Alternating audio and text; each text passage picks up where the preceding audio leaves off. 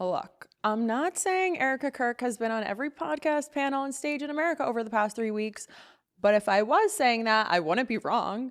Erika Kirk is really starting to piss me off, and not for the reasons you probably think. Like, who exactly is asking for all this content from Erika Kirk? What is she trying to convince us? Why is she trying so hard? But most importantly, all this messaging, yet something so major besides actual tears or real human emotions, is missing from every single cameo of hers. I'm Lauren Paritra. Please take a moment to subscribe because, like you, I am annoyed.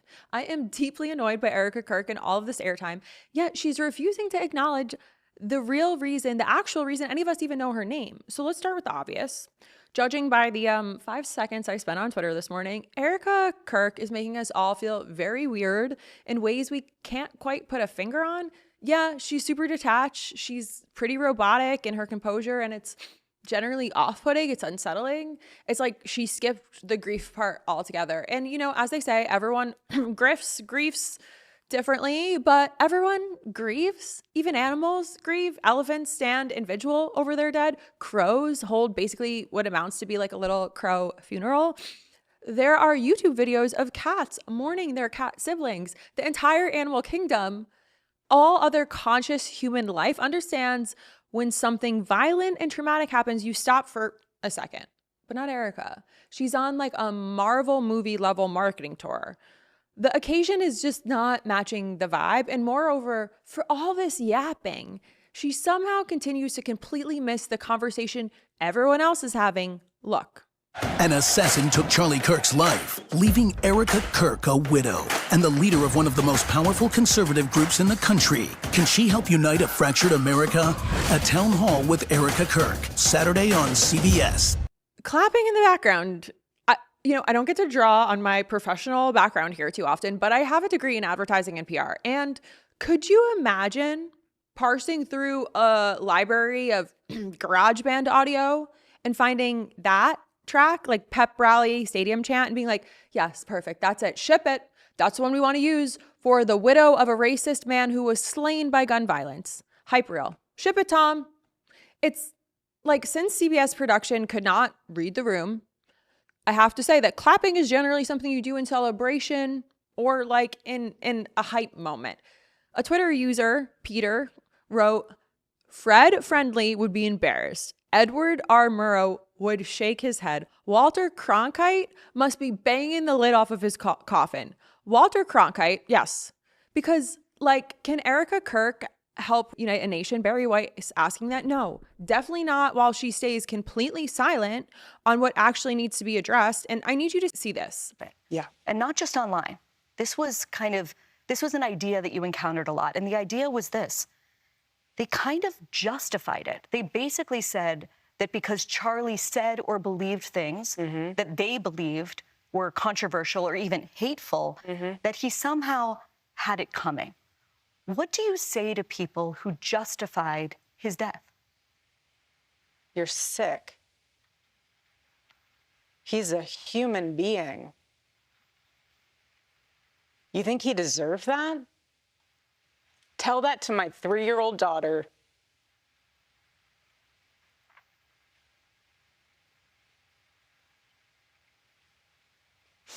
Excuse me. You want to watch in high res the video of my husband being murdered and laugh and say he deserves it? There's something very sick in your soul, and I pray that God saves you. I pray, because that is what is so wrong. The internet in this world has dehumanized us. Okay, first of all, Bari, are we doing journalism or are we doing a therapy session for people who can't handle that their ideas and actions might have some consequences around how people feel about them? Because some people said mean things online is not investigative reporting. It's scrolling through Twitter and getting your feelings hurt. If you're going to bring up the reaction, this online sentiment, then actually engage with it. What specifically did Charlie say or promote that made people feel a certain way about him? What ideas are we talking about here? Give it to us straight, or don't bother asking the question at all. But no, don't get all this vague, controversial, or hateful framing. Please clarify and name what we're actually discussing here. Like, we're all supposed to dance around difficult conversations without examining why these difficult conversations need to be had. And then Erika's response, oh my God, Erika's response, the camera frames in on her wearing all black with a cross with these smoky eyes that make her blue eyes look unnaturally pronounced and eerie. She looks a little possessed and then just stares off in the camera with this unsettling intensity and says, you're sick and he's a human being. She's trying so hard to sound righteous, but it's just creepy. Babes, it's just creepy. It feels and looks like a lot like religious extremism. And that's the thing. This whole thing is so empty. Bari lobs the softest possible Katie Miller-ass softball questions. Some people online were mean. And Erika responds with, no conversation about why people might be angry. No acknowledgement that maybe, just maybe, when you build a career on divisive rhetoric, people are going to have strong feelings about you. And you're sick. That delivery, it's not it. She looks like she's about to sermon a demon. Here's what we want to know. We are going to have an actual conversation. Are we going to keep doing this? Because if this is the level of discourse we're getting, these vanilla questions about people being mean online and spooky ass stare downs, then Erika, take a fucking break. We're good. We don't need any more content from you. We don't have anything more to hear from you. We don't have anything more to buy from you. Okay, I want to show you one more thing. Call me what you want. Come after me. Call me names. I don't care. Call me what you want. Go down that rabbit hole. Whatever. But when you go after my family, my Turning Point USA family, my Charlie Kirk Show family, when you go after the people that I love, and you're making hundreds and thousands of dollars every single episode going after the people that I love because somehow they're in on this, no. You know, I have to say it. I've never seen you like this. No, this is righteous anger because this is not okay. It's not healthy. This is a mind virus. Yes, I believe in our judicial system. I do. We have a hell of a team working on this, excuse my French. But this is not okay. So you want to put these people back in the box where they've been creeping from? I don't care what box you're in. But just know that your words are very powerful and we are human. My team are not machines and they're not robots. They are human. We have more death threats on our team and our side than I have ever seen. I have kidnapping threats. You name it, we have it. And my poor team is exhausted. And every time they bring this back up, what are we supposed to do? Relive that trauma all over again? They watched my husband get murdered. I have no idea how I would have reacted if I was there that day. And thank the good Lord that I did not have to see that happen. But my team, they are rocked to the core. So why every single day do they have to be dragged through the mud, analyzed, hyper-analyzed? You know, sit in a corner and cry and be in fetal position. This is a duty to my husband, and it's an absolute honor, and I will never back down. And so my message to them is to stop. To stop. And that's what we will say. So a lot of things stick out here. Erika Kirk has like the devil take over her eyes when she starts talking about, don't you come for my bag, don't you come for my Turning Point USA business, don't you come for that community, don't you come for my book. Like she's concerned about her bag. And Lori Love on Twitter is saying, okay, so Erika can forgive the man that allegedly murdered Charlie Kirk for the world to see in less than 2 weeks, but she wants to silence, attack, and condemn anyone else asking questions about his death. Here's the most insane part of all this entire media blitz and why Erika Kirk is actually really pissing me off now. In all these interviews, all these panels, all this PR, none of it is actually addressing the thing that happened. Charlie Kirk got shot by a gun, killed by a gun. Hundreds, potentially thousands of students at that Utah Valley campus.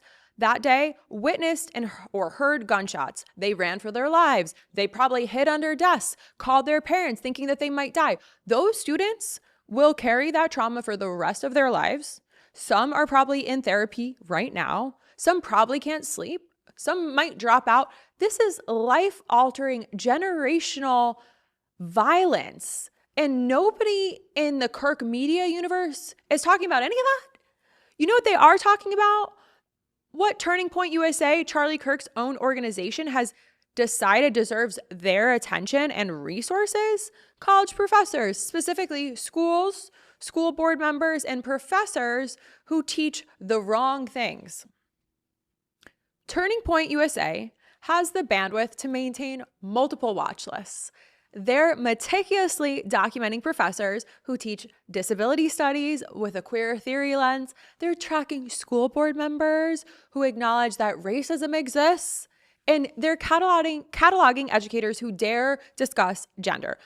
But somehow they can't muster a single little webpage tab about the thing that's actually killing students and that killed Charlie: gun violence, the leading cause of death for American children and teens. The thing that just happened to their own founder. Let's put this into perspective here. There were over 346 school shootings in 2023 alone. Since Columbine, more than 356,000 students have experienced gun violence at their school. Guns are now the #1 killer of children in America, surpassing car accidents. Firearm deaths among children increased by 50% between 2020 and 2021. Kids are doing active school shooter drills starting in kindergarten. They're learning how to barricade doors before they can read. But Turning Point USA's resources are all tied up in monitoring May Ashkenazi, a grad student at UPenn teaching a disability studies course that fuses disability, queer theory, and Black feminist theory. Give me a fucking break. That's the threat, requiring a national database. They've got detailed dossiers on professors who assign reading about systemic racism and entire databases tracking educators who mention the 1619 Project, but not a single proposal about school shootings, which happen more than once a week on average. They're sounding the alarms about critical race theory, while actual shootings that happen to their leader, get zero institutional response.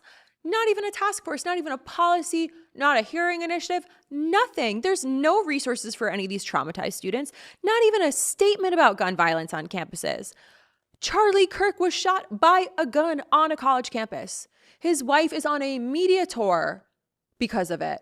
And students at Utah Valley are traumatized. And Turning Point USA and their website is still more concentrated and more concerned with their professor watch list and their school board watch list than addressing guns on campuses. After Uvalde, Parkland, Sandy Hook, and all the countless other tragedies, you think an organization whose leader was literally gunned down by gun violence might have something to say. Policy position, campus resources, safety resources, literally fucking anything. But according to their own website, the real danger is students taking classes that incorporate queer theory or learning about the actual history of slavery. God forbid. Those are the threats requiring national mobilization, not the guns, not the trauma, not the fact that an entire generation now associates education with the possibility of being shot. Students don't need protection from 1619 Project. They need protection from getting shot on campus, at school. They need support processing violence they've witnessed. But Turning Point USA would rather dedicate a resource to monitoring which professors use the word queer than advocate for the policies addressing gun violence and the gun violence crisis on college at all campuses. And Erika Kirk, she doesn't give a fuck about any of that. She cares more about her bag. And if this has expanded your perspective, please share this video. I am Lauren Paritra. I am Lauren P across all social channels. Lauren spelled like Lorena. Protect kids, not fucking guns. And let's